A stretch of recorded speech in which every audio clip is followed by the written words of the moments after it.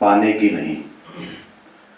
हम में से ज़्यादातर लोगों को गलतफहमी होती है कि हमें इस जीवन में कुछ पाना है, और उस पाने की प्यास में हम इधर उधर भटकते रहते हैं। यही प्रश्न गौतम बुद्ध से किया गया था कि आपने इतनी बड़ी यात्रा की, क्या पाया? उनका जवाब यही था कि जीवन पाने की नहीं, खोने की यात्रा है। खोना क्या है? जैसे जैसे हमारा मानसिक विकास होता है, हम क्या क्या खोते जाते हैं। अगर हम सकारात्मक दिशा में हैं तो हम धीरे धीरे वासना त्यागते हैं, क्रोध त्यागते हैं, मोह त्यागते हैं, जितनी बुराइयां हैं वो त्यागते जाते हैं। और जब ये सब चीजें त्याग देते हैं, खो देते हैं, तो जो पाना है वो बाहर नहीं है, वो हमारे शरीर के अंदर ही है। पाना क्या है?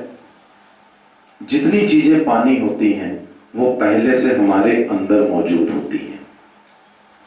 जब ये स्टेट हम अचीव कर लेते हैं, जब ये दशा हम प्राप्त कर लेते हैं कि हम सारी चीजें खो दें, तब हम तैयार होते हैं जीवन में किसी विशेष उद्देश्य के लिए और खुशी पाने के लिए। बड़ी अजीब सी बात है कि अगर खुशी पानी है या कोई उद्देश्य पूरा करना है तो पहले जीवन में सब कुछ खो दो। बड़ा एक कॉन्ट्राडिक्शन है, लेकिन ये सत्य है, खोना पड़ेगा। कई बार बात हुई, वैश्य जी ने भी हमसे कहा कि आप हमेशा कहते हैं कि जीवन में खुशियां पानी है, तो जो पहला काम होना चाहिए वो होना चाहिए कि जीवन में एक उद्देश्य होना चाहिए। तो वो उद्देश्य क्या हो? लेकिन आई एम सॉरी टू से कि यह क्वेश्चन थोड़ा गलत है। अभी मैं बताता हूं कैसे गलत है। अगर ये पूछ लिया कि मेरे जीवन में क्या उद्देश्य हो, इसका मतलब है कि दिशा सही नहीं है। इसका मतलब है कि अभी सब कुछ खोया नहीं है, अभी वो उस स्टेट में नहीं पहुंचे हैं जहां पे हम एक एम लेके अपने को फोकस कर सकें। ऐसा क्यों है मैं बताता हूं। अगर आपने पूछा कि मैं क्या उद्देश्य लूं, इसका मतलब आप कोई उधार का उद्देश्य लेना चाहते हैं, कोई रेडीमेड एम लेना चाहते हैं। और रेडीमेड या उधार का उद्देश्य तो क्या, उद्देश्य तो क्या आप विचार भी नहीं ले सकते हैं। जैसे कि उधार के विचारों से आप ज्ञानी नहीं हो सकते, ठीक वैसे ही आप उधार के उद्देश्य या रेडीमेड उद्देश्य से अपने जीवन को सही नहीं कर सकते। क्यों? क्योंकि ये आवाज अंदर से आनी चाहिए। अंदर से आवाज तभी आती है जब सब कुछ खो चुके होते हो। और ध्यान वहां लगता है जहां आपकी रुचि होती है। जीवन में ध्यान क्रिया का बहुत बड़ा महत्व है।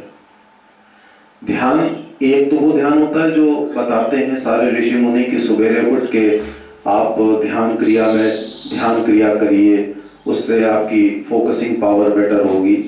लेकिन एक ध्यान क्रिया ये भी होती है जो हर वक्त एक सबकॉन्शियस माइंड करता रहता है, चलते उठते बैठते हर वक्त ध्यान क्रिया चला करती है।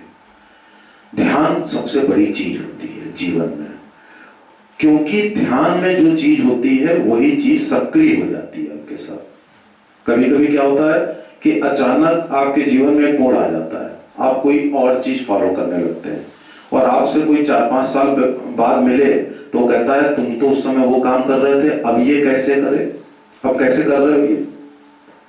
उसको ताज्जुब होता है।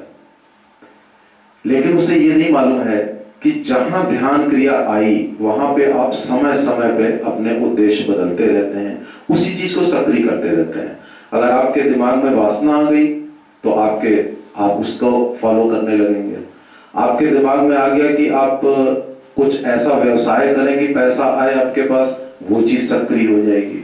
आपके दिमाग में आ गया कि समाज सेवा करनी है मुझे, वो चीज सक्रिय हो जाएगी। आप जो सोचते हो वो चीज सक्रिय हो जाती है। और जब आप कुछ भी नहीं सोचते हो, जैसा कि 90% लोग होते हैं, तो कुछ भी सक्रिय नहीं होता, तो केवल जीवन यापन होता है, दिन बीतते हैं। जो जैसे बचपन में किताबों में पढ़ते थे कि चैन की बंसी बजाना, कि चैन की बंसी बज रही है, यानी कि ध्यान की तरफ ध्यान ही नहीं है। इस ध्यान से क्या होता है? इस ध्यान से आपके मन में एक जिज्ञासा पैदा होती है, आप अपने अंदर के दर्शन करने लगते हैं, खुद ब खुद वो उद्देश्य आपका निकल के सामने आने लगता है। लेकिन उस उद्देश्य को आप कैसे चरितार्थ करें, इसके लिए आपको जरूरत होती है आत्मविश्वास की। तो जिज्ञासा हुई, जिज्ञासा से प्यास बढ़ी, प्यास जब बढ़ेगी तो आप तालाब की ओर जाएंगे, तालाब की ओर जाएंगे तभी पानी पिएंगे।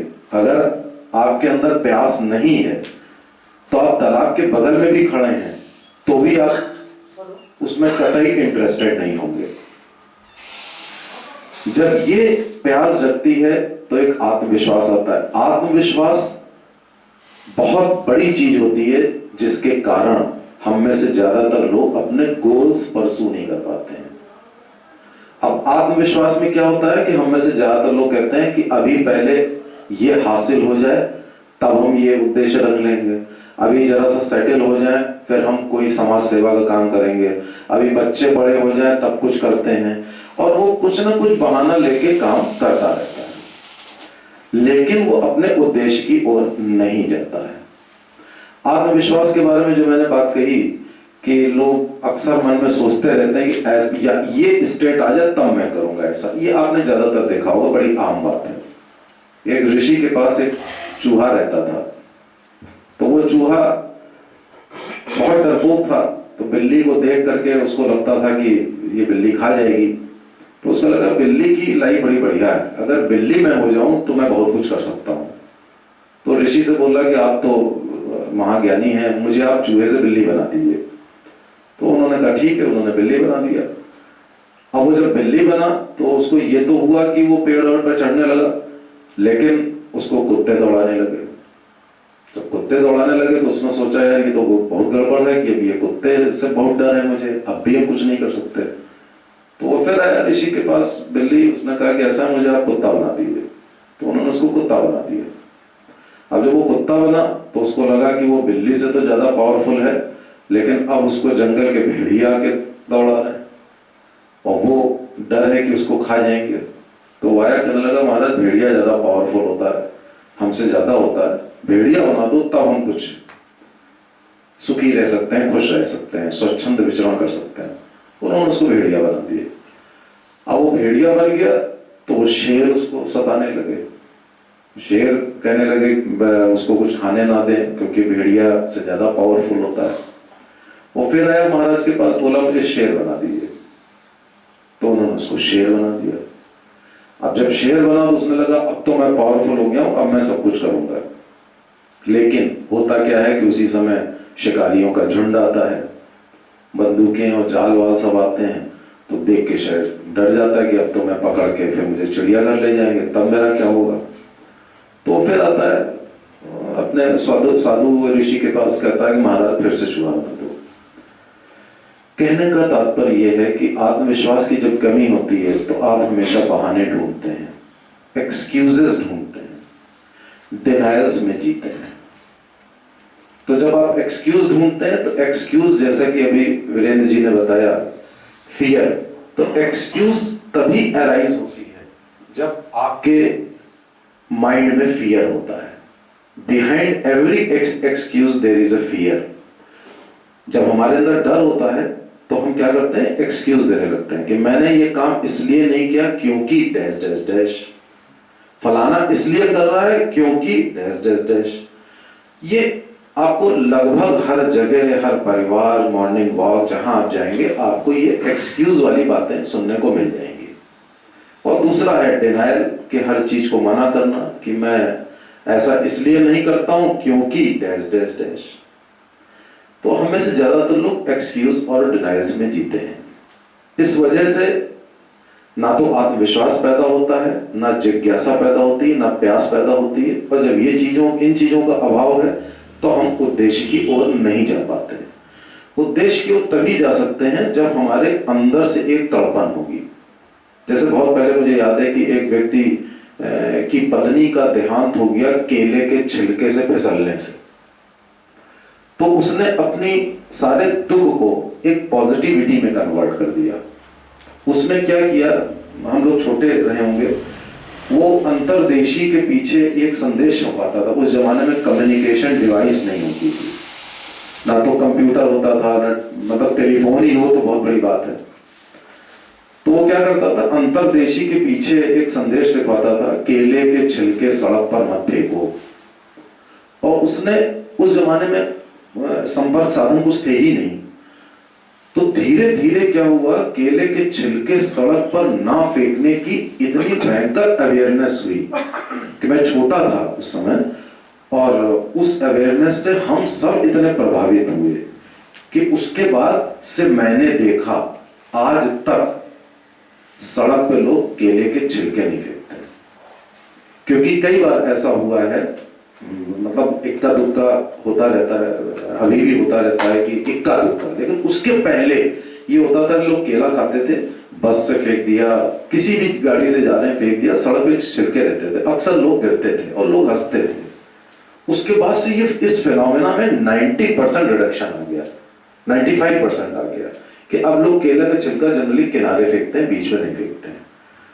उस आदमी का उद्देश्य देखिए, उसकी पॉजिटिविटी देखिए कि उसने अपने दुख को एक उद्देश्य में बदल दिया। ऐसे ही अगर हम अपने जीवन में कोई ना कोई एक बड़ा मोटिवेशन लाके उद्देश्य करते हैं तो हम उस उद्देश्य में इतने मशगूल हो जाते हैं कि अपने आप हमारी हेल्थ भी अच्छी हो जाती है, हम ज्यादा खाएंगे नहीं, अपने आप हमारा थॉट प्रोसेस इतना बढ़िया हो जाता है कि हम रिलेशनशिप के जंजाल में नहीं फंसेंगे, किसी दलदल में नहीं फंसेंगे, और हम सिर्फ उस उद्देश्य की प्राप्ति के लिए काम करेंगे।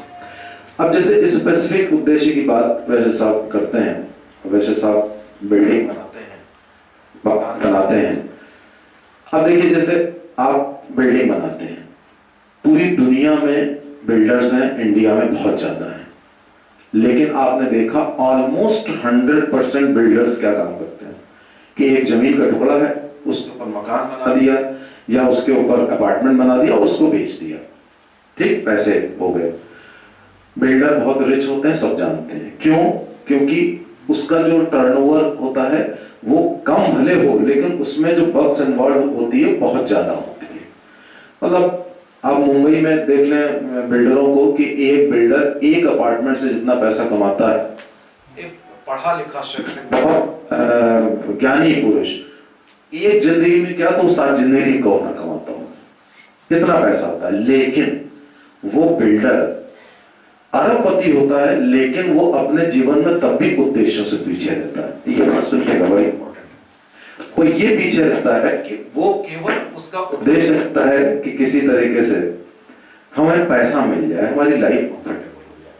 वो ये नहीं सोचता है कि हम किसी तरीके से एक ऐसा प्रोजेक्ट बना दें जैसे कि एक ताजमहल बना था, जैसे कि इजिप्ट के पिरामिड बने थे, जैसे कि कुतुब मीनार बनी थी, जैसे कि हवा महल बना था। वो भी तो बिल्डिंग, वो भी तो बिल्डर्स ने बनाए, वो भी तो आर्किटेक्चर के एग्जाम्पल थे। पिछले 500 सालों में आपने सुना कि किसी ने भी एक ऐसी बिल्डिंग बनाई हो जो हमारे देश के लिए या उसके लिए या हमारी संस्कृति के लिए सम्मान की बात हो? एक एग्जाम्पल नहीं, हिंदुस्तान में एक एग्जाम्पल नहीं है।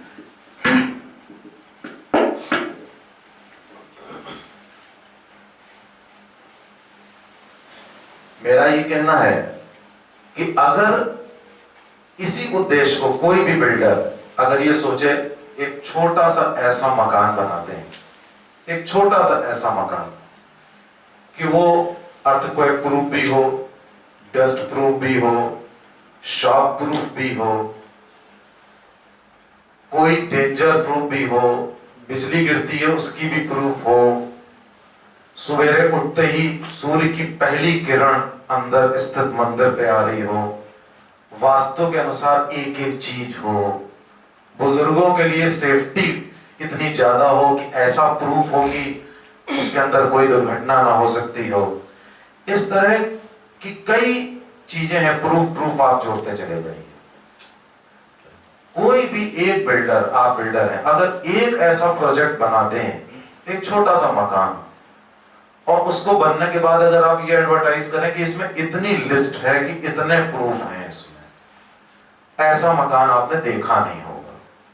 अब ऐसा मकान ऐसे तो नहीं बन जाएगा कि जल्दी से आपने 6 महीने बनाया और बेच दिया, ये तो होगा नहीं। इसमें आप जुटेंगे, 2 साल लगेंगे, 3 साल लगेंगे, आप हर वक्त पागलों की तरह जुटे रहेंगे कि इसको शॉक प्रूफ कैसे बनाया जाए, कि अगर इसमें कोई बच्चा रहे तो उसको करंट ना लगे, इसको ऐसा प्रूफ कैसे बनाया जाए कि बुजुर्ग हो वो अपना सारा काम कर सके, एक ऐसा व्यक्ति जो उठ बैठ नहीं सकता सारा काम कर सके, इसमें सुबह उठते ही सूर्य की पहली किरण व्यक्ति के माथे पर आए, वास्तु के अनुसार हर चीज हो। तो आप देखेंगे जब आप ये चीज बना के दुनिया के सामने रखेंगे तो लोगों में इतनी जिज्ञासा होगी कि यदि आपका उद्देश्य पैसा है तो पैसा 10 गुना ज्यादा मिलेगा उसका, हालांकि दिमाग में नहीं होना चाहिए। अगर पैसा दिमाग में होगा तो आप अपने उद्देश्य में नहीं हो पाएंगे। भाई एक डॉक्टर है, अगर पहले सोचे कि हम पेट खोलने जा रहे हैं इतना पैसा मिलेगा, तो वो सर्जरी बेकार हो जाएगी। तो जब आप ये सब बनाते हैं तो पैसा भी 10 गुना मिलेगा। और हम कहते हैं कि पैसा छोड़िए, एक बड़ा बिल्डर 100-100, 200 मकान बेचता है अपने जीवन में, अगर वो एक मकान ऐसा बना देता है तो उसका नाम इस देश में ही नहीं विदेश में भी हो सकता है। आज मैं अखबार में पढ़ रहा था कि एक इंजीनियरिंग का फाइनल ईयर का स्टूडेंट, उसने लोगों से चंदा इकट्ठा करके एक ड्रोन बनाया रैग्स से। आप देखते होंगे कि 3rd ईयर आते ही लोग अपने सेटलमेंट की बात करते हैं, माँ बाप भी कहते हैं कि वो इंटरव्यू देना, किस कंपनी में कितना पैकेज मिल रहा है, कितने पैसे मिलेंगे, सब जने यही बात करते हैं। लेकिन लाखों में एक आदमी निकल आते हैं उद्देश्य वाले, कि उसने सोचा कि मैं क्यों ना एक ये कूड़े से मैं ड्रोन बनाऊं। उसने चंदा इकट्ठा किया, दिन रात मेहनत करी और उसने ड्रोन बनाया। अब देखिए नौकरी नहीं मिली उसको, ठीक है, नौकरी के पीछे नहीं गया, पैकेज कल्चर नहीं मिली कि कितना हमें हमारी लाइफ कंफर्टेबल होगी, लेकिन हुआ क्या, उसको यूपी गवर्नमेंट ने 5 लाख रुपए इनाम दिए, उसका नाम पेपरों में आया, उसका नाम विदेशों में गया, उसके घर के आगे कंपनी वालों के ढेर लगे हैं कि भैया किसी तरह मेरे पास आ जाओ। ये कैसे संभव हुआ? आमतौर पर अगर परिवारों में हो तो क्या होगा, आमतौर पे हो तो लोग कहेंगे कि भाई वो तुम ये सब क्या बेकार के काम कर रहे हो यार, जल्दी से अपने धंधे पानी में लोगों पैकेज मिले, कहीं नौकरी करो, शादी हो, बच्चे हो, लोगों की ये सोच होती है। लेकिन वो आसान मार्ग है, लेकिन आसान मार्ग गुलामी की ओर जाता है, वो गुलामी है। और इस बच्चे ने जो किया 3rd ईयर 4th ईयर में एक ड्रोन बना के, इसने अपना आजादी का मार्ग खोल लिया। इसी तरह से मैंने वो प्रोजेक्ट बताया, उसी तरीके से आप कोई भी बिल्डर हो, वो गांव की 1-2 बीघा जमीन आपको शहर में 200 स्क्वायर फीट का प्लॉट जितने में मिलेगा, गांव में उतने में आपको 2-3 बीघा जमीन मिल जाएगी। क्या ऐसा नहीं हो सकता कि उस 2-3 बीघा जमीन पे आप ऐसा इंटरनेशनल सेंटर बना दें, उतने ही पैसे लगेंगे जितने मकान में लगते हैं, उससे 1 पैसा ज्यादा नहीं लगेगा। एक ऐसी अनूठी चीज बना दें कि उसको अंतरराष्ट्रीय स्तर पर लोग देखने आए, उससे लोग जुड़े। आपका कम से कम वो प्रोजेक्ट 3 साल में पूरा होगा, लेकिन आपको जितनी खुशी होगी आप उसकी कल्पना नहीं कर सकते। तो उद्देश्य कहीं से बताए नहीं जा सकते, उद्देश्य अंदर से निकलते हैं। आप जो भी काम करते हैं उससे संबंधित हो सकता है, और हो सकता है उससे संबंधित ना हो।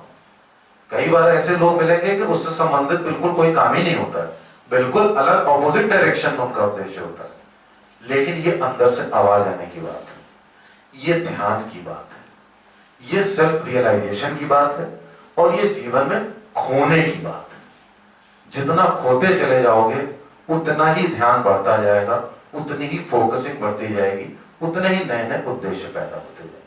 Thank you.